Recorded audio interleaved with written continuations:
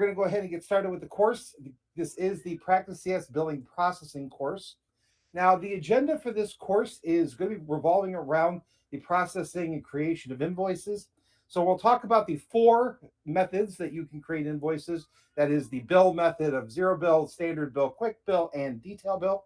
We're going to go over the billing worksheet, billing analysis, and invoice journal reports so that you'll get a clear understanding of how the reports work within the system. And then we're going to discuss approval in the posting. And then we'll look at various invoice output methods, how we would deliver our invoices to our customers. So with that, let's go ahead and dive into Practice CS. So you should be seeing our Practice CS screen on your screen right now. So we're going to begin our discussion today in the Actions Billing section. So you can either go up to the menu here and click on Actions and then choose the option for billing. Or if you're in the Client Navigation pane, you can simply go to the Actions section in the Client pane and then go to Billing there. Just depends on what navigation style you prefer within Practice CS. So if we go to Actions and Billing, so we will land here on our billing screen. Now, your screen may look a little different than the screen that you see currently, depending on how much of the program that you're currently using, what you've already set up in the program.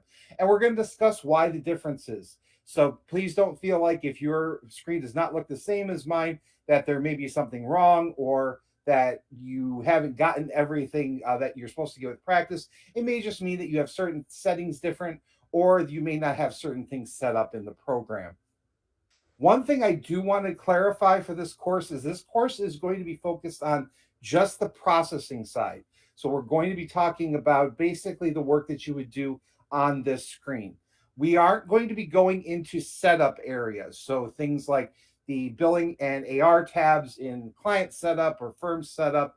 We're not going to be talking about AR functionality.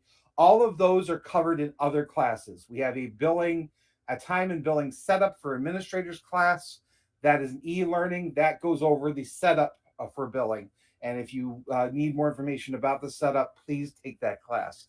If you need more information about the accounts receivable, the AR side of practice, please take our accounts receivable class. So we're not going to be covering those areas today. We are going to be solely focused in on that billing processing. Another caveat here is that we probably will not be going over much in the way of the advanced billing features, as they also have their separate courses, though I will point them out and do brief explanations of them as I go through the training today. So I just want to make sure that we're kind of all on the same page as we get going through here in the billing screen. So first thing that you're going to note on this screen is right here where we have a tab that we refer to as the Bill By tab. So right now you see it says Bill Clients. So the Bill By tab is basically how the WIP, the work in process, is organized in the grid that you see on the screen. Now, currently we have Bill By Clients, so Bill Clients. And so you can see that all of these items, all of these WIP items are summarized by a client. So every row is a separate client. Now, if I don't want to bill that way, I have other options. And these are settings that are located in the user preferences in Practice CS. So if you go to the setup menu and move all the way to the bottom to user preferences, and then go ahead and open it, you'll see a section called selection, and you'll see Bill By. This is where we get the term that we call that's why we call this the Bill By tab, because this is the setting in here. So Bill By, right now we're set to clients. Now, if you wanted the WIP organized by engagement, so maybe you're a firm who you bill out your tax services separate from your accounting services, or your accounting services separate from your audit services. And so you don't want to have to do all of that sorting during the billing decision process, which is still a possibility. We have a lot of flexibility in the billing system, but you want it to be organized that way from the get-go. So I could set it to engagements and then click OK. So now it says bill engagements, and every row now is not a client, it is a client engagement. So that way I can go through and I can bill for just the individual tax engagements or the audit service engagements, and the WIP is already summarized by engagement before I even get into the screens that help me make billing decisions. So again, it's really important that you establish how you would prefer to work through your billing process. Now, one thing to note here is I stated that this is a user preference. That means that this preference can be changed user to user without having an effect on other users. I say that because you definitely want to make sure that if you are doing billing and you have multiple billers, that everybody kind of stays on the same page. So you'll want to make sure to decide, hey, we're all going to be doing bill by client, or we're all going to bill by engagement, or we're all going to bill by project. That certainly can be tweaked from moment to moment, or maybe there's certain billers that you have in your office that are focused on very specific parts of your business, in which case it may make more sense for them to bill by engagement, while others may make more sense to bill by client because the clients really don't intersect. Again, those are decisions that you can make, but that's a flexibility that is built in. So again, we have bill by engagement. So I go back to setup and user preferences. I can even switch to projects. So if we're going to be very project focused and we're going to bill by the project, we're not going to bill by engagements. We don't necessarily want to bill for every single client project. We want to bill by those individual projects. I can click OK. And now it's bill by project. And I get information that's project focused. So I can see every single project that has open WIP available to bill here. I can see its status. So is it completed? Is it, just still in started status? I can see when it was due and when it was complete.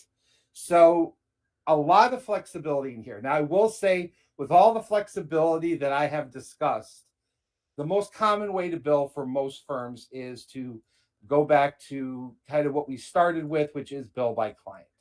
So billing by client, every row is representative of a client, and the WIP is summarized as such. Now, beyond just deciding, okay, how do I want the WIP organized on this screen, you do have some quick filtering options here at the top that allow you to filter out for basically positive, negative WIP, as well as getting rid of zero WIP clients or zero WIP engagements, so that your screen is not full up with items that really have, there's nothing to bill. So they're really not necessary for that billing session.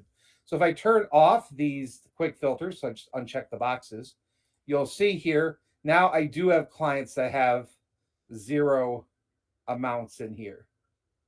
So if you ever went into the screen and you didn't see a client, definitely take a look at the filters, because maybe that client simply doesn't have any WIP to bill. And that may be because they don't, that may be because an error was made in time entry, who knows? But you just make note that those fields exist, and those filters can hide clients if, so that they don't appear on the screen. Now, one thing you may be asking yourselves right now is, okay, you have a positive WIP and a negative WIP checkbox. Why do you have the negative WIP checkbox? So practice has the ability to enter progress bills. Progress bills is one of those advanced features that we're not going to really cover much here. But just to go through real brief explanation, I'm sure many of you know what progress bills are, but just to make sure everybody's on the same page of how we term progress bills. So progress bills are basically invoices that are produced for prepayments or retainer payments for work that has not been completed yet. Hence why we have negative WIP. So the way that practice operates with the progress bills is they're not credits. What practice does is it puts a negative WIP entry, basically stating that you owe the client work, and that WIP entry gets relieved as you do work for that client. So again, the progress billing, not something we're covering today. We have an entire e-learning on it in the catalog, or your implementation guide, wherever you kind of look for your classes. So definitely, if you're more interested in progress billing, definitely take that class. We'll just briefly touch on progress billing again a little bit later in class, but again, we're not going to be going in depth. But that's why there's a negative WIP checkbox. So in theory, you could uncheck the positive WIP and just see the clients that are currently have progress bills, but no WIP relieving them. So they're still kind of in the negative. All right. Now, along with those quick filters, we do have the ability to filter the data here by more specific criteria. So there is a filter option here at the top. If you're not seeing this second drop down, it may be because it's hidden. So you may need to click this little blue chevron to unhide it. But this filtering area allows you to filter by a single criteria. So if I wanted to only bill for clients for a certain partner, I could scroll down to the bottom, choose the partner ID is, and then choose, say, Cindy Turner, and I would only see the clients for Cindy Turner. So this filtering is good if you have a single criteria filter that you need to put in. Now, if you need to put a multi-criteria, so say I needed to see a particular partner's clients, but I only wanted to see their individual clients. I didn't want to see any of their business clients. So I can build what's called a custom filter. So if you click these little ellipsis boxes that you see right here, this allows you to build out client filters that are specific to certain criteria, and you can establish up to 6 different criteria items that you can add into the filter. So I have that exact scenario already set up here where I have a filter for Sam, which is the ID of Steve Miller, who's one of the partners here. And that criteria is partner ID is, and it's going to be Sam, Steve Miller, but the entity ID for the clients is individual. So that means I'm not only filtering for Sam's clients, but I'm filtering for only his individual clients. So with that, creating and saving those custom filters, they will appear in the filter dropdown at the very bottom. You can see there's our Sam 1040. And if I click Sam 1040, now I'm only seeing Sam's 1040 clients. So these filters, both the custom filters and the standard filters, really allow you to sort of zero in on what particular clients or projects or engagements you're interested in billing. So make use of those filters. Those filters, again, are a sort of user specific setting. That means that they're not going, you setting a filter is not going to affect the person next to you. The custom filters, they can be saved. So those are the filters that have multiple criteria. Those can be saved and used by multiple staff members. But again, if they're turned on for one staff member, so right now I have the Sam 1040 custom filter turned on, that doesn't mean it's going to have any effect over the person, two chairs down from me. So this filtering is all individual to the person that is logged in. And to clear your filter, just hit the little red X, and that'll clear the filter out. Now, I'm going to give you all an opportunity. Oh, we got a question here in the chat, so let's take a look at that. So the question here is, can you create filters that the rest of the firm will not see? So unfortunately, that is not a possibility. So you cannot have filters that just belong to you. Now, one thing that you can do, wouldn't be on the billing screen, is you can create portlets on your dashboards that only you can see. And so if you wanted to be able to view certain data, but if you wanted filters that you only be using in billing, there wouldn't be anything that you could create. But if it was more that you wanted to see certain data filtered and you didn't want anybody else to see the data filtered this way, you could, in theory, using reporting, create a portlet to put on your staff dashboard that would only belong to you, that wouldn't be shared. So yeah, so hopefully, they're trying to find a kind of a in between there. But yeah, those custom filters, once they're saved, they're there for everybody. So I'm going to do a kind of quick kind of raise your hand opportunity. So let's give you an opportunity to use your mouse. Is who here is still using billing worksheets kind of to make billing decisions? Put your hand up if you're still using billing worksheets. I know that they're becoming less common in the industry. So, and I'm not seeing any hands go up. So it's pretty. So I'm not going to dive too deep into this then, because obviously I'd be covering a material that's not really pertinent to those in attendance.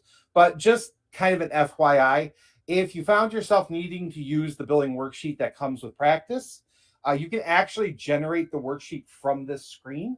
So you don't have to actually go to print reports. If you mark a client or multiple clients, you can actually right click in the blank gray area and choose preview billing worksheet. And much like in reporting, you can set the report options and anything that's based on the billing worksheet. So if you had multiple custom reports that were based on the billing worksheet, they'd all appear here. And you could actually preview and even print out billing worksheets directly from the billing screen. So you wouldn't have to move to the print report screen in order to see billing worksheets. Again, if you're not, nobody here would put their hand up. So if you're not using billing worksheets, probably not an overly useful tool for you, but something I just wanted to make sure that you were aware of. So, as I stated kind of at the top of the course material, my screen's not going to probably doesn't exactly look like your screens, depending on what you set up in the program. There very well may be that it may look identical, but a lot of times, especially if you're new to practice, it probably doesn't. And I want to talk real quick about the two tabs up here between the bill by tab and the review tab. So the generate recurring bills tab.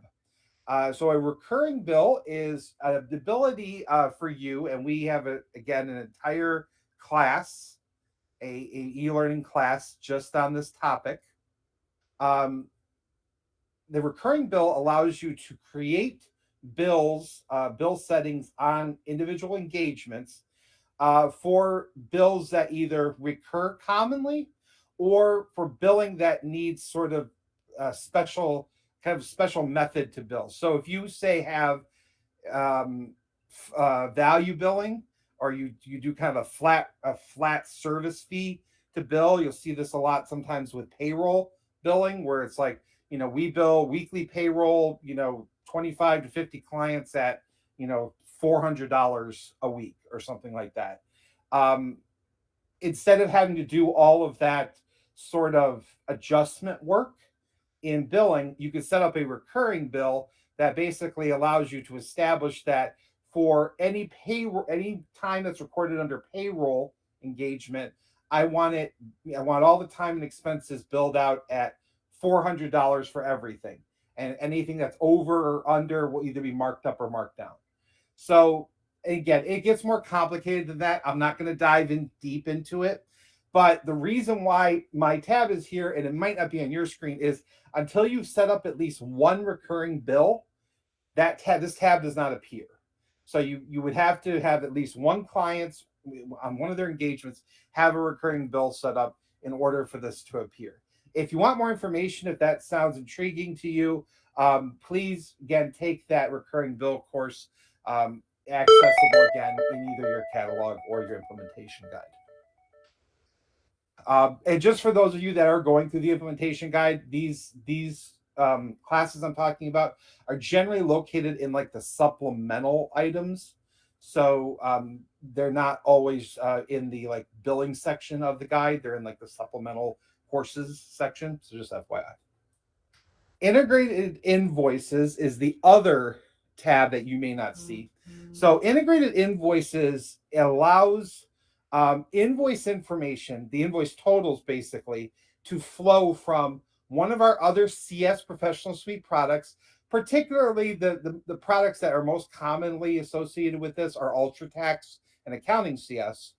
Allows you to send their billing information over to Practice and then use that to create an invoice and relieve WIP at the same time. So you're not producing an invoice out of, say, UltraTax and then going in here and like zero billing, and we'll talk about why I'm talking about like that. Zero billing the WIP for tax services because you created the invoice in UltraTax. You'd be able to send the invoice total over to Practice, and that would be the total, and then it would relieve any WIP for that particular tax service for that particular client. So that's what integrated invoice is designed to do. But the integrated invoices tab will not appear if you are not licensed for a product that integrates with Practice for invoice data retrieval. So, if you're not licensed for accounting CS, you're not licensed for UltraTax CS or fixed asset CS, you're not going to see this tab ever. Also, there is a area in the firm setup. If you've taken my firm setup class, I think we briefly mentioned it. If you go to setup and firm and then go to the preferences tab, there's a little box there that says integrate this firm with other solutions. Practice uses the term firm to refer to the separate databases where it stores data. So in theory, you could have more than one database in here if you wanted. Many of you probably have your firm's database, but you probably also have like a sample database, which is also Practice still refers to as a firm. You have to turn on that integrate this firm with other solutions in order to get this integration to work, and the tab won't appear if that's not turned on either. So just FYI, those are the reasons why you would not see this tab. If you want more information about the integrated invoices, we have, again, I know I probably sound like a broken record, but we have a class that's available that is e-learning and that goes through integrated invoices. So those are the three sort of, I've already talked about the three sort of advanced billing features we're not going to talk about today. That's progress billing, recurring billing, and integrated invoices. If you want any information about those, go ahead and take their individual classes.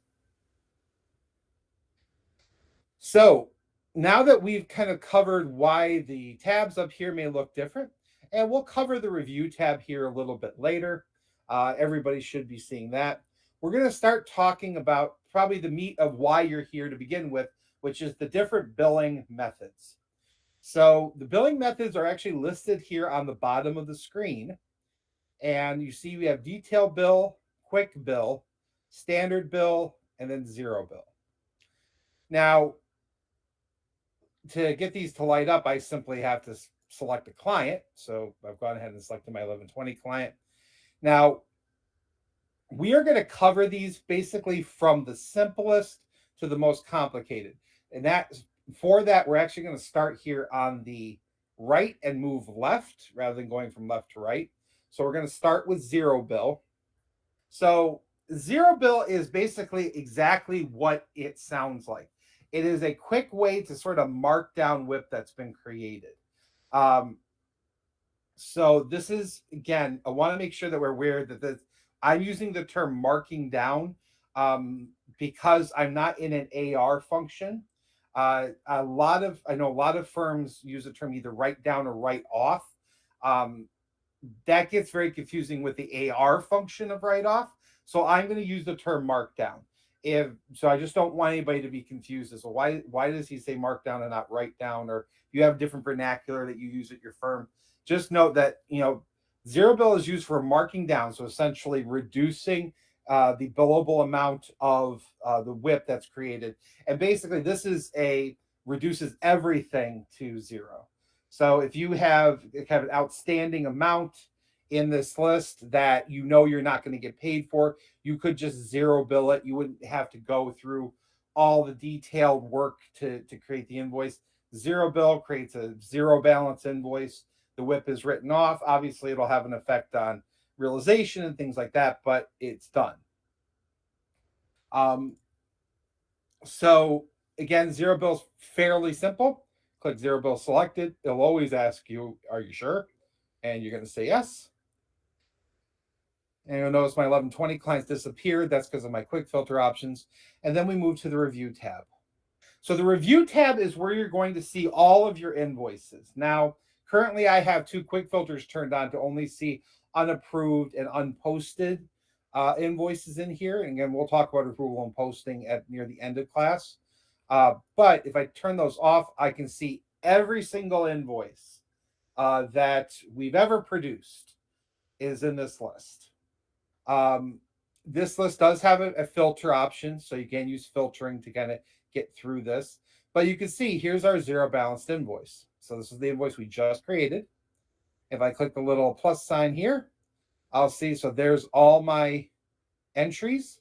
They've all basically been negative adjusted so that they go to zero. and that's it. I can basically approve and post this if I'm using approving and posting. Not something you have to use, but if you are using it, you can approve and post, and you're done.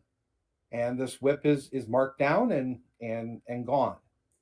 Now, this is not the only way you can mark down. You can certainly mark down during detail billing, and we'll talk about that if you're just making minor adjustments. But you have an entire section, so I'm going to go ahead and section of the bill screen, that entire client's WIP that you just want gone.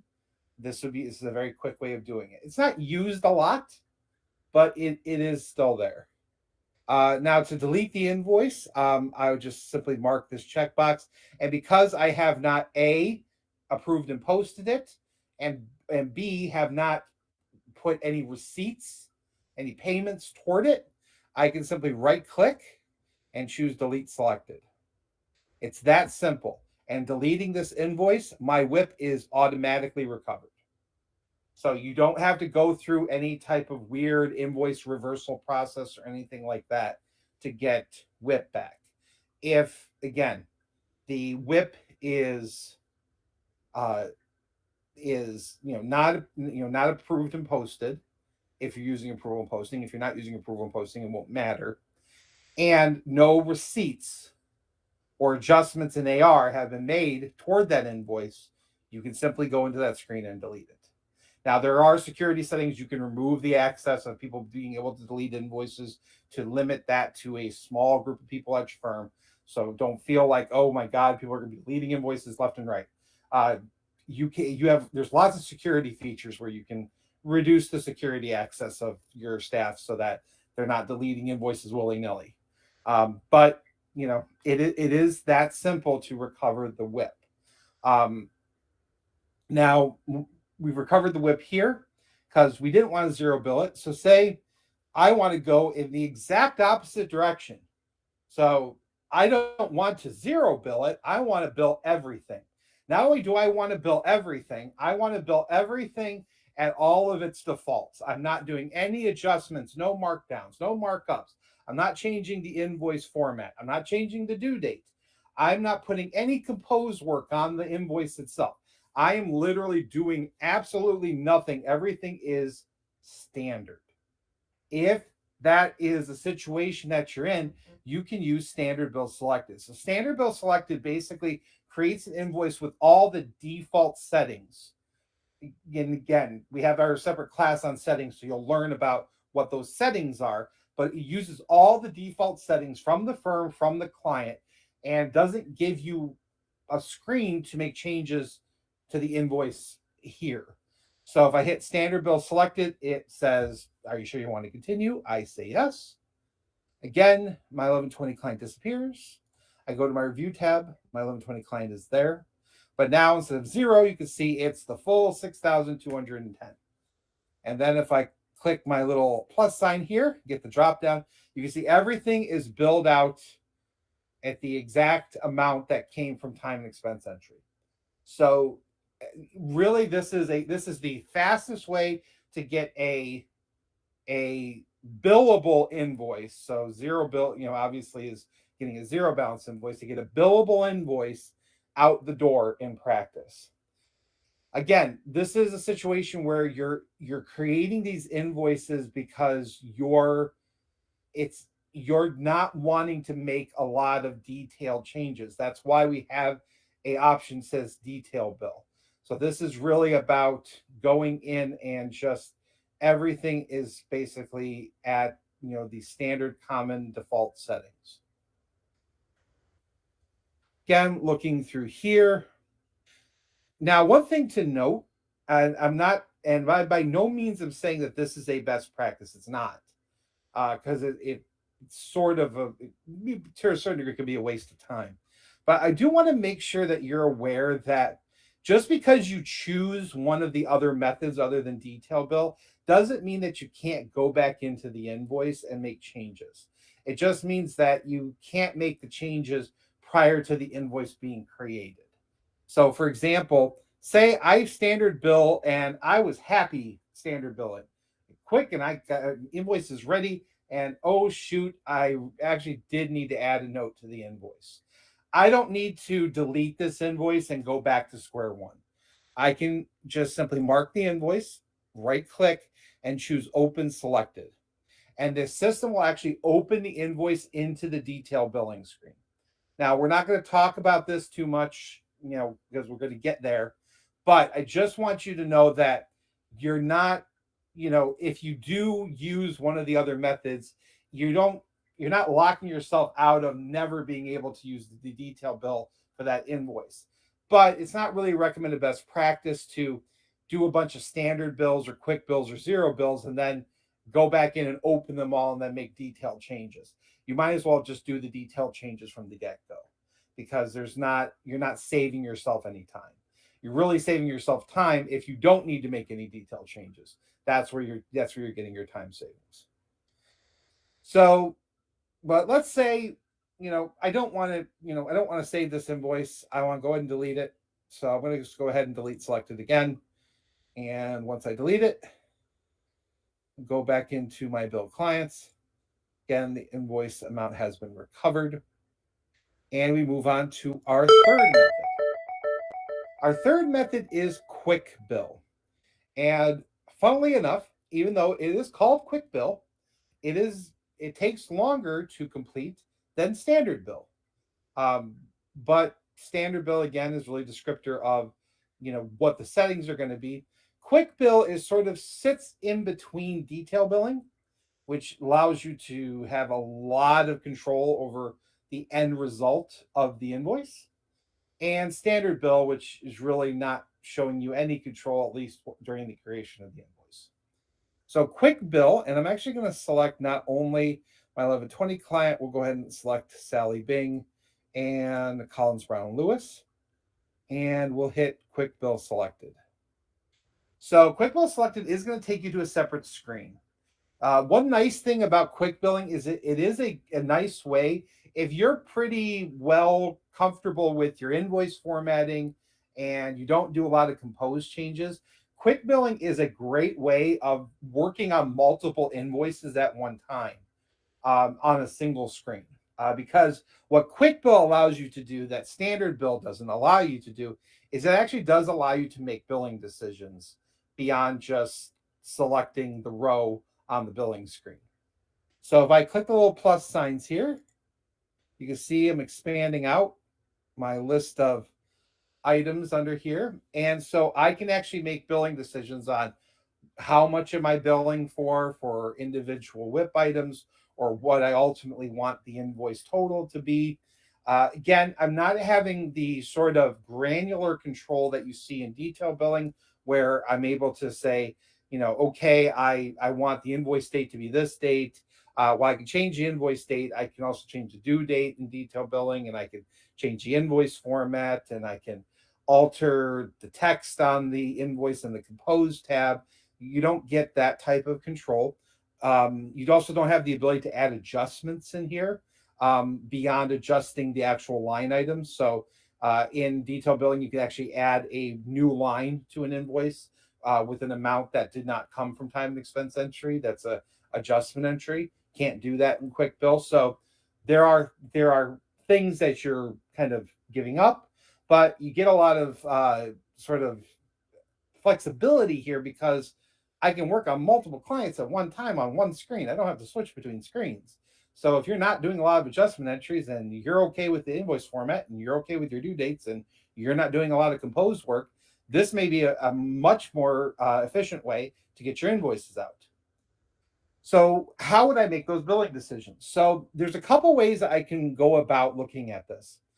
You have a build section in each one of the lines, so each one of the time entries, plus you have a build section at the top related to the invoice itself. So you can approach this in a couple different ways depending on the scenario that you're working on. So for instance, here I have a $1,125 invoice. Say I want that whole invoice to just be $1,000. So I don't need to sit here and do a bunch of math. I mean, it's not overly complicated math, but do a bunch of math in here and then go to each individual line.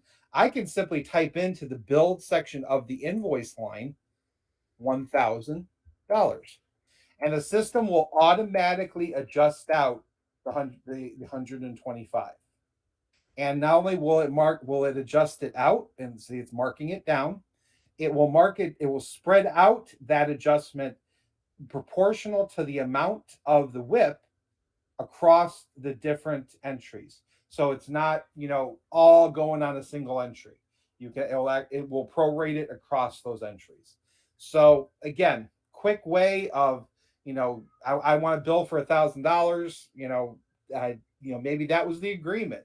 The agreement was we're doing this work for $1,000. It just ended up that we spent a little more time than we thought. Well, we're going to have to take the hit, but we can do that adjustment. Now, you don't have to work on the invoice level. I can work on the detail level. So through here, maybe say I want to bill my client meeting at the normal amount. So I type in 225. And I want to bill this client meeting at 500. But maybe the preparation, I decided I want to bill more. Maybe I want to bill 600.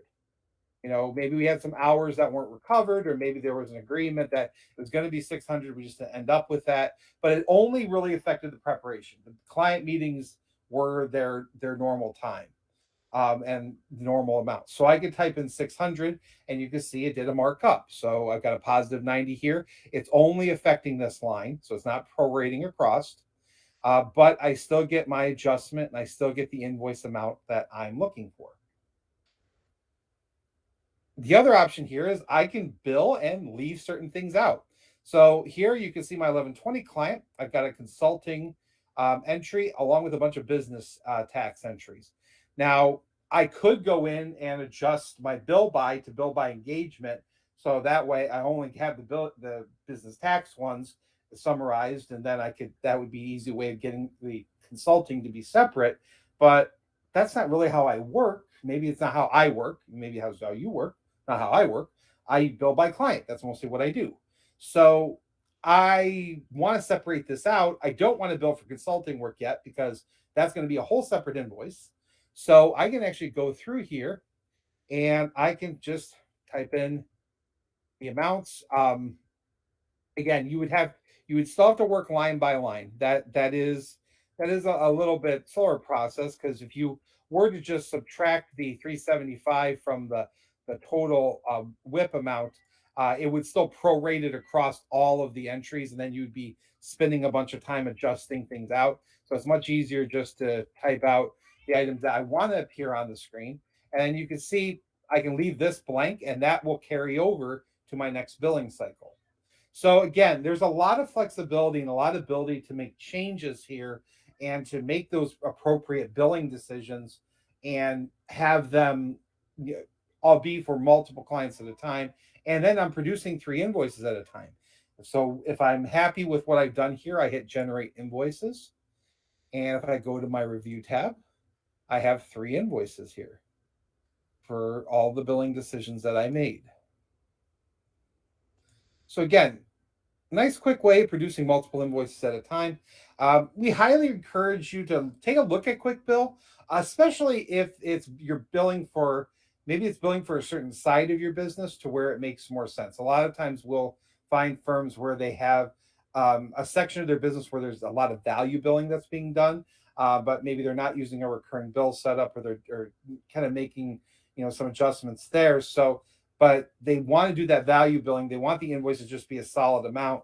It's much easier just to go into QuickBill. You can select a bunch of invoices, type in what their amounts should be. It will prorate down through the rest of the entries. So the entries do get relieved, and you're able to kind of move on with your day. Oh, we do have some questions. Yep. All right. So how does QuickBill allocate markup and markdowns is the question. Markup and markdowns are allocated to the person that entered in the time. So that's how they're allocated. So markups and markdowns are allocated to the person that entered the time. If you put in an adjustment entry, that's slightly different, and we'll talk about that here in a minute. But yeah, it's whoever entered the time, that's who they're allocated to. So You do a markup, that's going to affect the realization of whoever entered the time on the markup. You do a markdown, it's going to affect the realization of whoever's on the markdown, whoever did the entry for that to be marked down. Moving on here, let's go back to our bill by tab. We've recovered all of our WIP. I went ahead and deleted those invoices. So now we are going to go ahead and talk about detail billings, because detail billing is going to be probably the thing that most of you are here for. So I'm actually going to select a series of clients here. So we'll go ahead and select these 3 clients.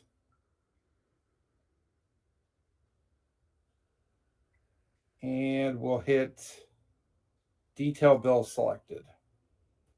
So we're into our detail billing screen, and you can see if I go over my billing selection, these are the 3 clients I'm currently working on. So I still can work, I can sort of work on multiple clients at once. It's the fact that I can select multiple clients that'll be part of this billing session.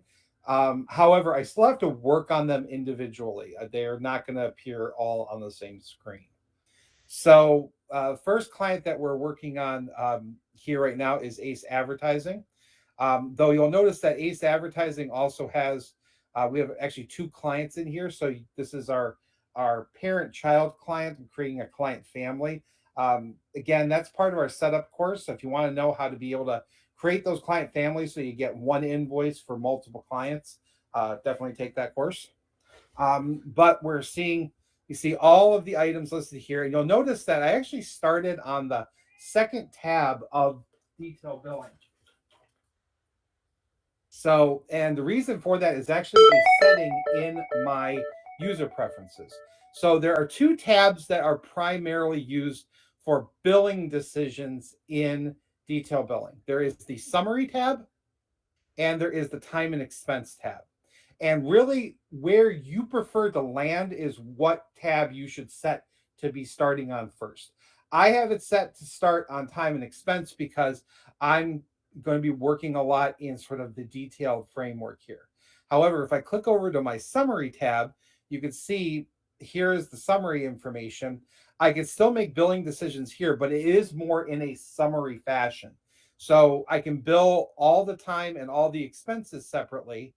And I can put in a build amount, but I can, and I can still see adjusted. So if I needed this $8,000 invoice to $8,273 invoice to be 8,000, I can just type in 8,000 and it will adjust it.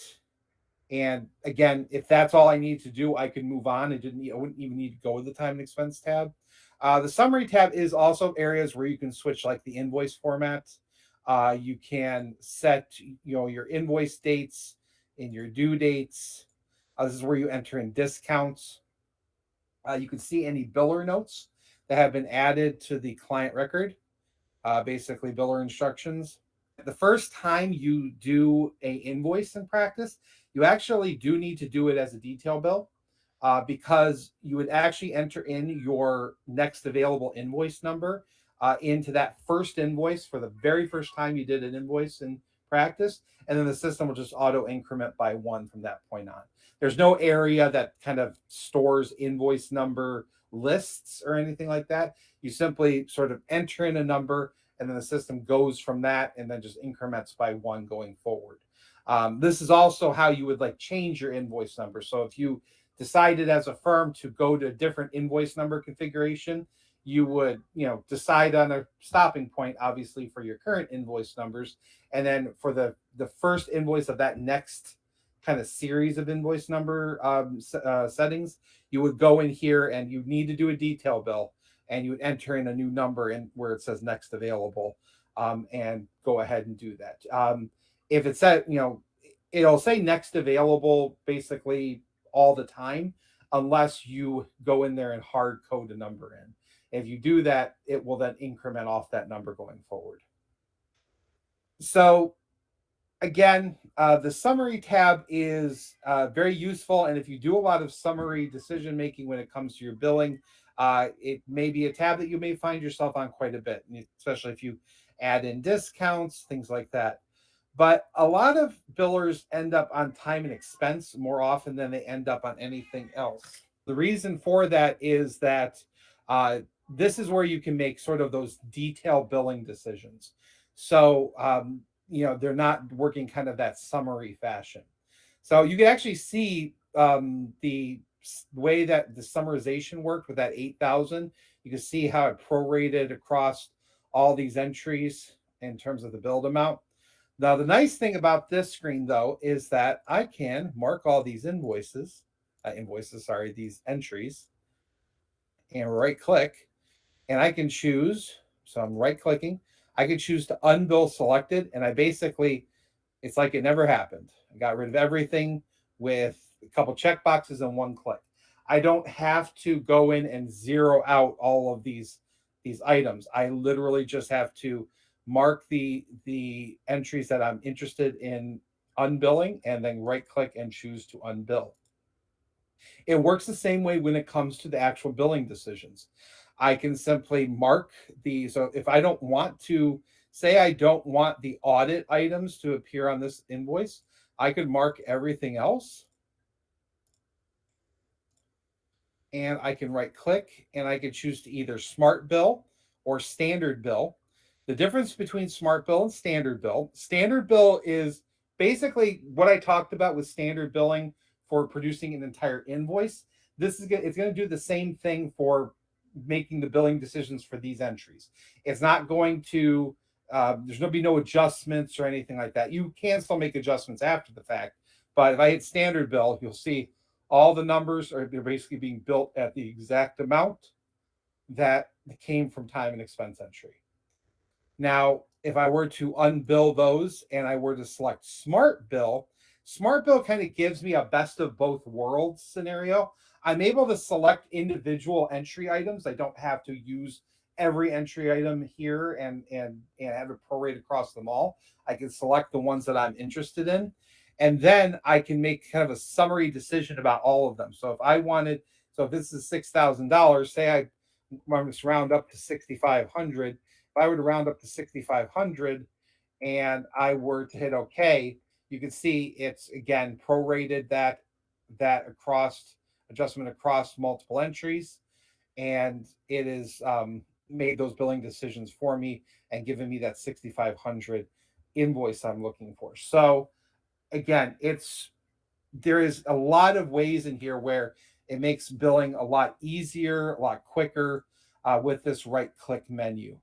We'll discuss some of the other items in here in a minute. Kind of going to go through, we have 3 different clients we're going to go through, and we're actually going to go through them all in class. And we'll talk about different parts of the process on different clients. So with this client, what I can do also is I can go through here. I can look at my different entries. I can look at anything that came from the time and expense tab. So any comments or biller notes for the individual entries. I can actually see a history of that entry as well down here. So I can see, when it was entered, if it was overridden. I can see all that information down here.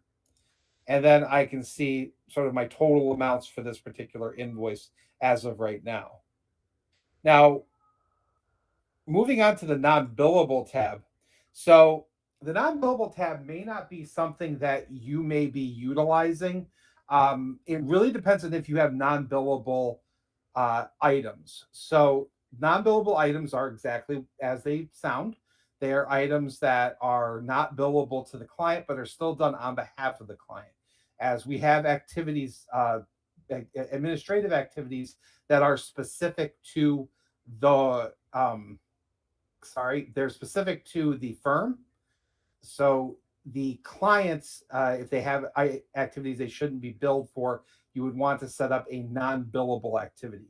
Now, just because you have a non-billable activity set up and you're utilizing it, doesn't mean that it's going to appear on the invoice. However, it still has to be relieved during the invoicing process, and that's why this tab exists. So the WIP is sort of relieved, kind of closed out during this process. Now, the non-billable tab is a tab that if you're not using non-billable items, you shouldn't have to visit. It'll be there, but you shouldn't have to visit. If you are using the items, hopefully you've taken our best practice of going into the setup and firm area, going to the billing, going to the preferences area, and checking the box to always relieve non-billable items. The reason for that, actually, I think that's on the billing and AR tab. The reason for that is that generally speaking, you're probably going to always relieve these non-billable items, unless you have less non-billable items or something that you need monitored. So you need the billers to actually look at them and make determinations. Hey, was this really supposed to be non-billable?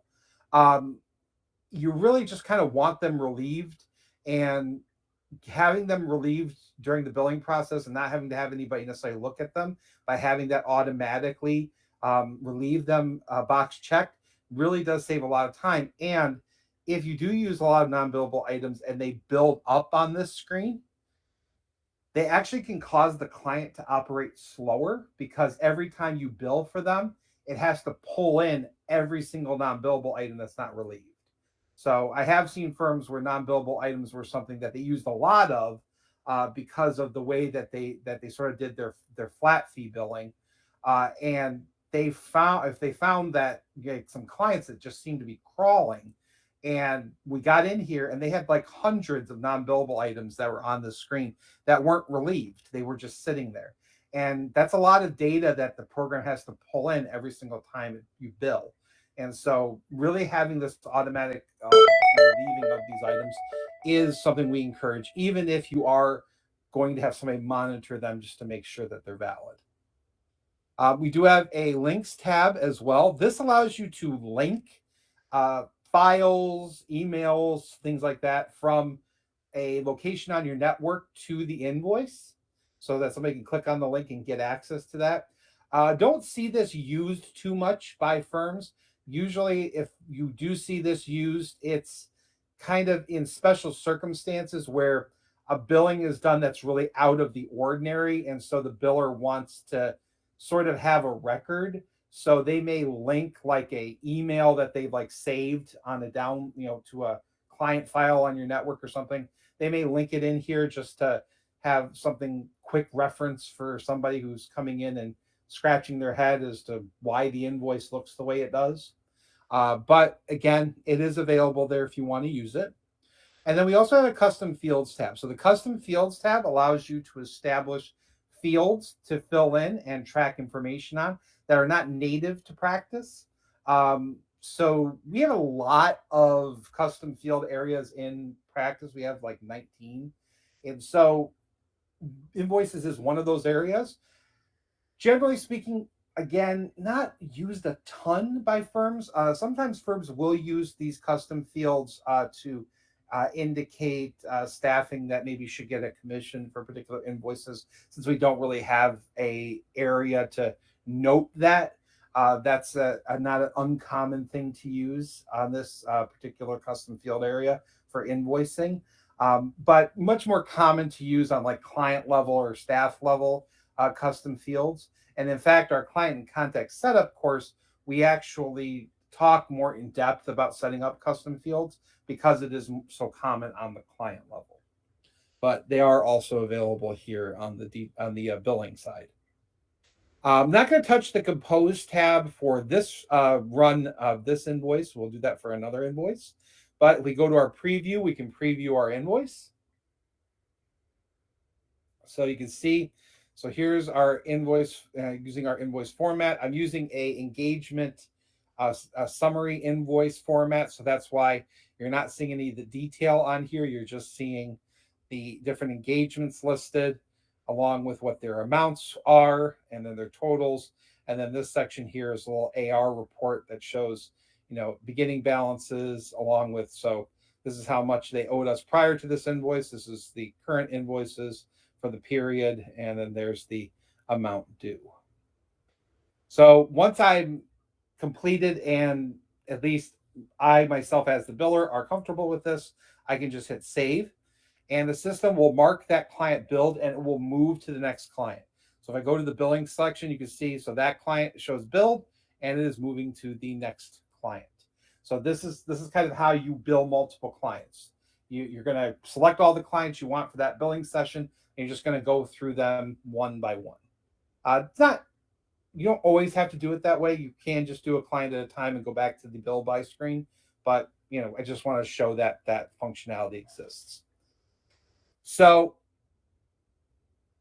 again, we've talked about the summary tab. Moving back to the time and expense tab. One thing to note here on the time and expense tab is we do have the ability to summarize these items to make them a little bit more manageable.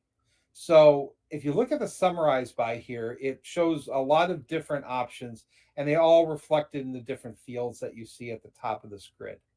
So if I were to click, for instance, summarize by engagement, what it will do was it will summarize first, by both the business tax and then the consulting. So this is sort of like doing bill by engagement on the bill screen, but it's only doing it for one individual uh, invoice um, determination. It's not doing it for multiple. So you're able to go in here, and so say I want to bill for just business tax, I can just type in 540 here. I don't have to go to each individual line because consulting is already filtered out. So I can leave this be. And then say I wanted to add to this invoice.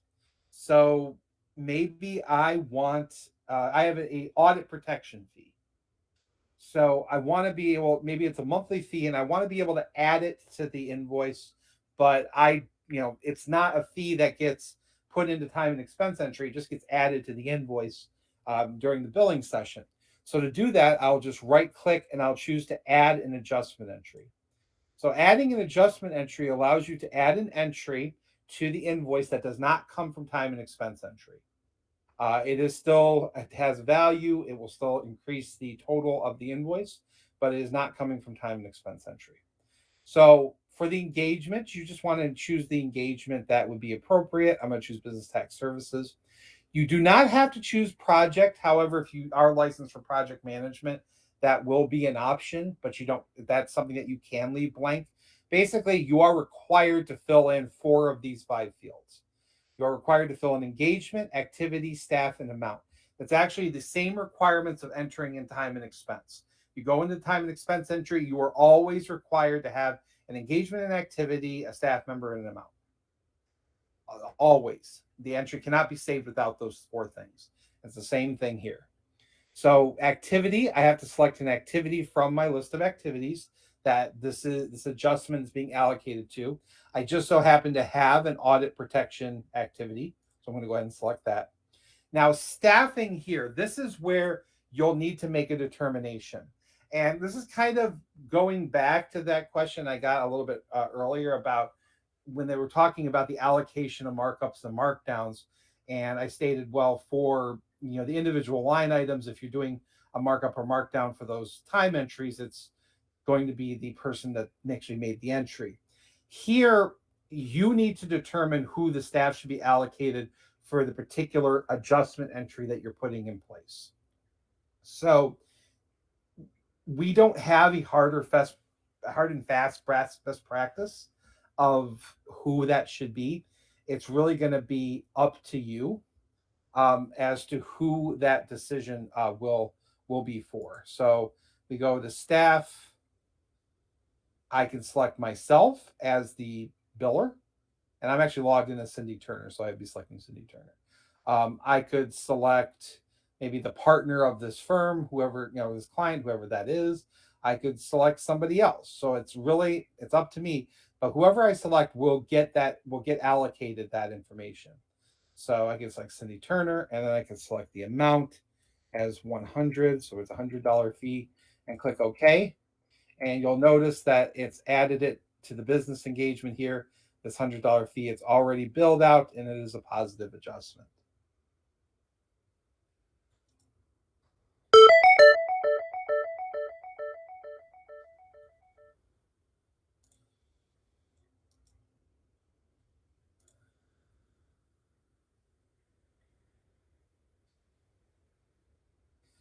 Next, we're going to move to the Compose tab. So the Compose tab will have the structure of the body of the invoice. Now, you can see here the way that this is structured out. And let's see what invoice form I'm using. I'm using my project invoice format. So it looks like I have 2 separate projects for the same return on here. I don't know how I managed that, but I managed for two separate projects for the same return. So I may need to make a change on that. And then I have this general services, and this is that $100 audit fee allocation. So I have a lot of control over the body of the invoice here. Now it is the body. I have no control in Compose over the heading or the header, over the footer, over any of the AR reports that you may put on there. If you are putting pay slips, on there, uh, you have no control over those in Compose. Only when it comes to the body of the invoice. So let's make some changes here. So let's say I am going to go with audit protection. So this is just making a syntax change here. Now this situation here, I don't know how I managed to do this. So I really honestly just want to combine these. So this should probably be 520. So let's go ahead and we're going to delete this particular row. So to delete this row, I'm just going to hit delete row. Now, something you may notice here is when I deleted that row, everything turned yellow. The reason for that is that you can add rows, you can remove rows, you can change the wording on rows in this screen. What you cannot do is add value to the invoice or remove value from the invoice on this screen. So when I deleted that $60 entry, you'll notice down here at the bottom, there's a total section, and you'll see it shows the total bill amount. That's coming from all the decision making I did over here, and then the composed total amount. And you can see that there's a difference. The system will not let you save the invoice unless it is balanced. So you cannot add or remove value of the invoice on the Compose tab. So I would need to go in here and I need to add in my 540 to get myself back into balance. Now I'm back into balance. Now, if I wanted to, I'd be able to save it. So other items here, I can add a row. I can make any of what I refer to as sort of the MS Word type changes. So the font, this font size, bold, change color, change justification. I can also move items up and down within the list. So if I want the audit protection to appear on the bottom, I could highlight it and then hit move section down to kind of trade off where the section is. There is a spell check in here. I can also add a freeform text row if I need to add, a friendly greeting, or what's more likely a more detailed explanation of the invoice that they're seeing. So you have a lot of options in here to make changes. Once you're comfortable with those changes, you can preview it. And here's where you'll see what I'm talking about is this is the only section that I can have an effect on. I can't have an effect on the invoice header, which is right here. I can't have an effect on the footer down here or so this is the AR report or this AR report. So just on this section that you see right here. So if I'm happy with that, I can hit save. And so now it's taking me to my last client. So this is the animal shelter. You can see that it left that summarize functionality on. I've got 3 items in here. So maybe I only do the business tax and the review, so I can mark both of these. But maybe I do a smart bill selected. And instead of 440, let's just do an even 4,000. And okay. Now, one question earlier, and because we were talking about quick bill. So Riley, we were talking about quick bill. Doesn't give you the option to allocate to anybody but the person on the entry line. In here, you can allocate adjustments to different staff members. So just wanted to make note of that for you. So quick bill can't. Will always go to the person that did the entry. In here, in detail bill, again, more functionality, you can allocate adjustments to different staff members. So I just wanted to make sure that that was clear. That is another one of those differences between the quick bill functionality and the detail bill. For this situation, I'm not going to. We're going to kind of stick as wrote, and it'll just be those that made the entry. So we made our decision there. Let's go to our compose tab and take a look at our invoice. So there's our invoice here. Looks like we are using another project. So say I want to change that. Let's change from project to entry detailed by engagement. And now let's look at the invoice. So now you can see I've actually got a detailed invoice. And so now I have an invoice with multiple line items. I can still make the necessary changes. So if I needed to change any of the titling here, I can change hours and units, provided, again, I do not reduce any totals. So if I reallocate, that's fine, but I can't reduce any totals. So you can make any of the necessary changes here.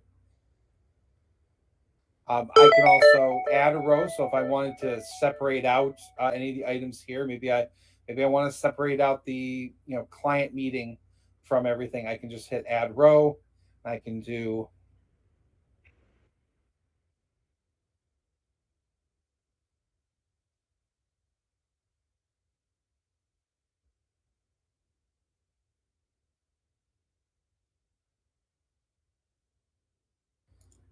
and I would need that amount. That's the one thing that here because I don't have the amount set up on here, and I actually don't remember what that amount is.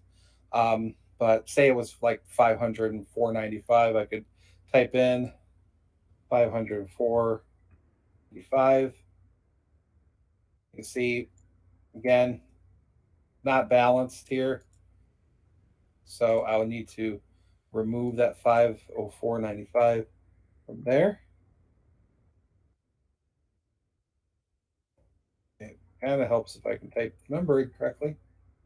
But that'll balance it out. And I could actually drag this down and put it under there. So again, lots of options that you could make if you need to separate things out or break things apart. So I can even not call this business tax service. I could call it meetings. And then if I wanted to go in and preview it, go in and preview it.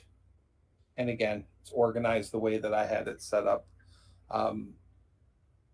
Looks like I had some adjustments to do here on the formatting, but it's not a format I use all the time, so it's looking a little bit odd. But it kind of gives you the point across that it gives you that option to kind of move things around and adjust things to different positions. I can just go ahead and hit save, and now it takes me back to the bill by screen because I've completed my invoice billing for today. And now we move on to the approval and posting process. So before I move on to explain, oh, we got a question here. Is there an option to put a barcode at the bottom of the invoice? Yeah, you can put it on the format. You're not going to be able to insert it during the compose process. So if the barcode would be different for every single invoice, that wouldn't be something we'd probably be able to offer to do because you can't really put a image in the compose tab. You could, but if the barcode's the same on every invoice, you could put, or you could put that on the invoice format itself. That would be in the custom format area. So you'd actually be altering the invoice format. You wouldn't be altering like individual invoices for individual clients. You'd be altering the format as a whole to do that. But again, if the barcodes change from invoice to invoice, we wouldn't be able to do that. You probably have to print the barcode onto the pages first and then print the invoice, after. So hopefully that makes sense.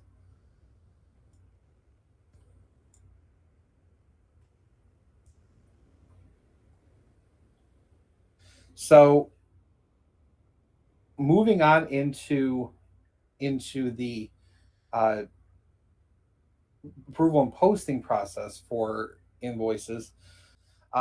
It may be self-explanatory to some of you, but essentially approval and posting puts a review process in place where the invoice isn't going to be available to print or send out to customers until it's reviewed by a manager, partner, somebody, and they sign off, essentially approve and post.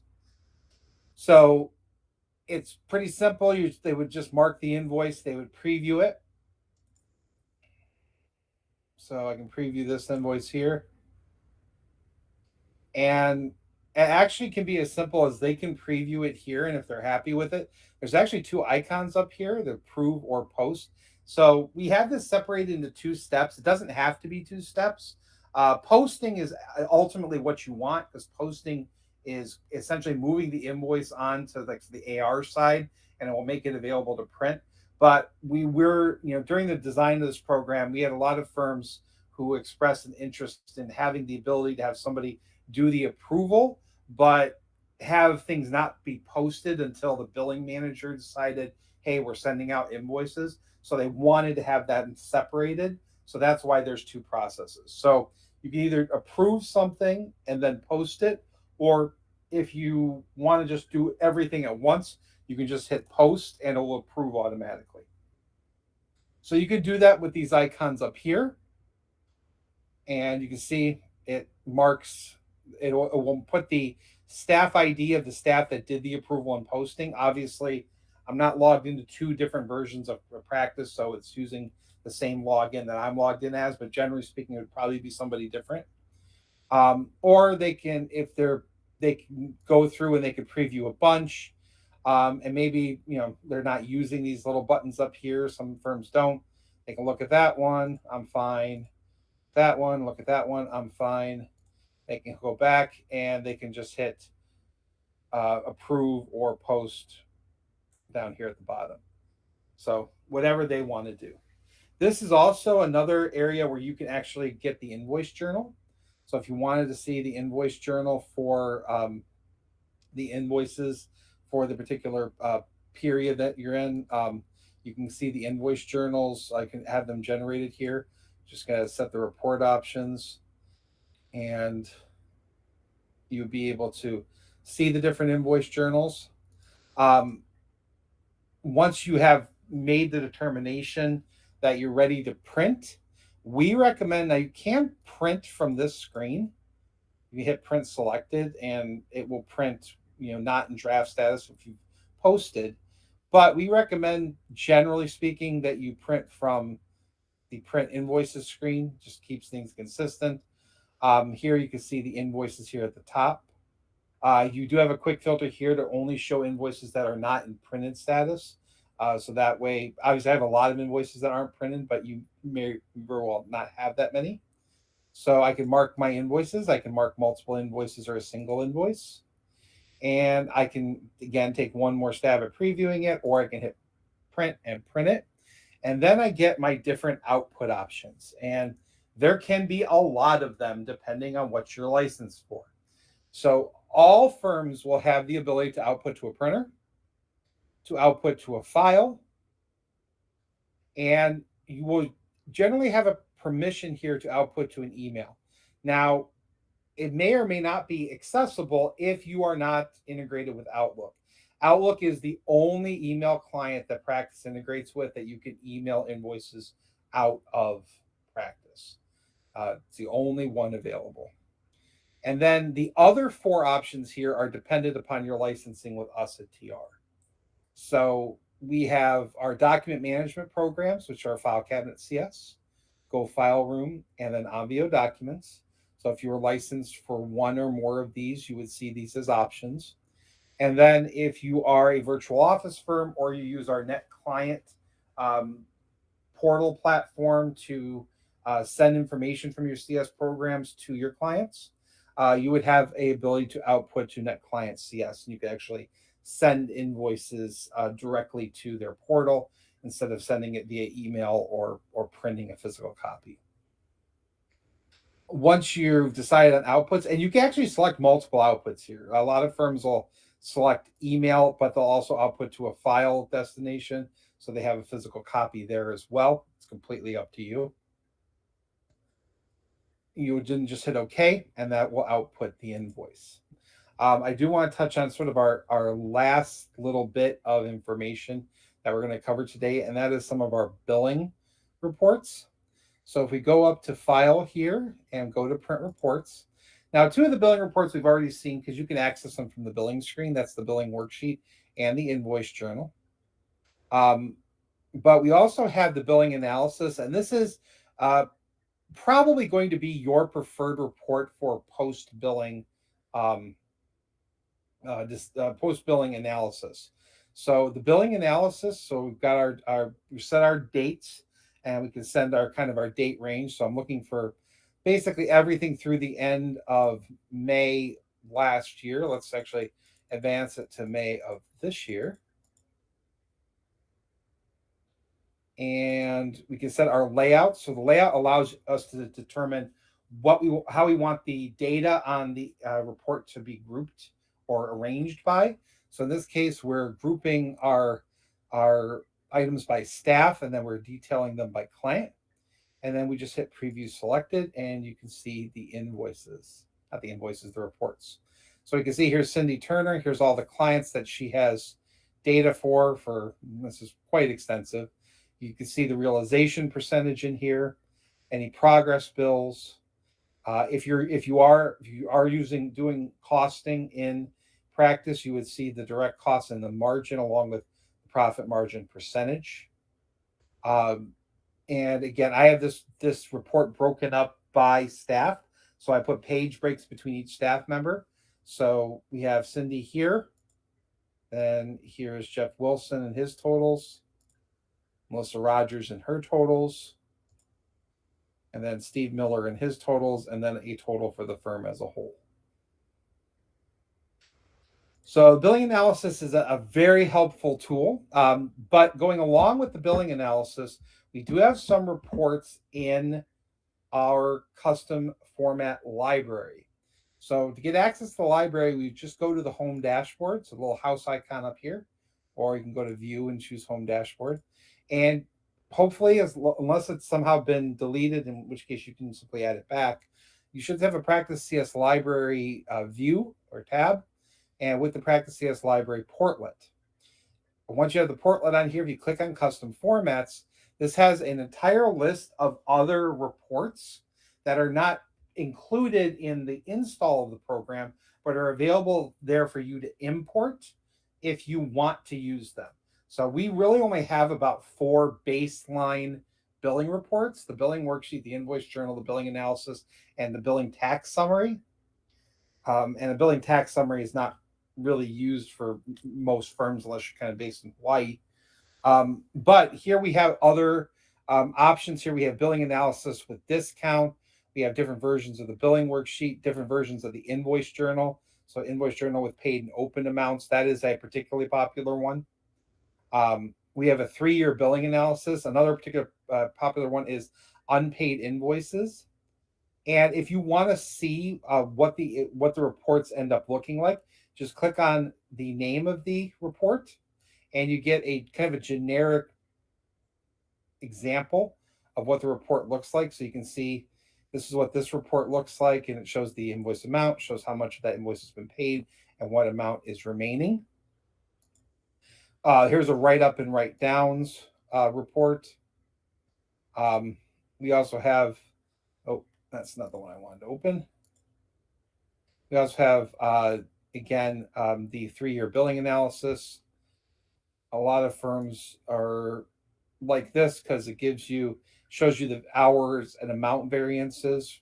So it shows you the initial year that you have set, and then the 3 subsequent years, and then any variances in your business. So this is a nice report to have. And any of these reports seem like something that you're interested in, you just need to click this little green arrow here, and that will automatically import them into Practice for you. You don't need to save it somewhere on your network and then try to import it in that way. Just click on the green arrow. We also have invoice. We have different invoices in here as well. So if you're wanting a new invoice format, this can be a very helpful place to start because you can get certain styles and certain organized invoices so that you're not having to do as much work in modifying it to work for your firm. So we're near the end of our session today. Just to kind of dive back in and go over quickly what we've covered today. So we reviewed those four different billing methods: so zero bill, standard bill, quick bill, and detail bill. We talked about the different billing reports that are available to you, both the ones that are native to the program and the custom ones that are available in the library. We discussed what the approval and posting process was. And then we demonstrated the various invoice output methods. Again, there's quite a few of those in there.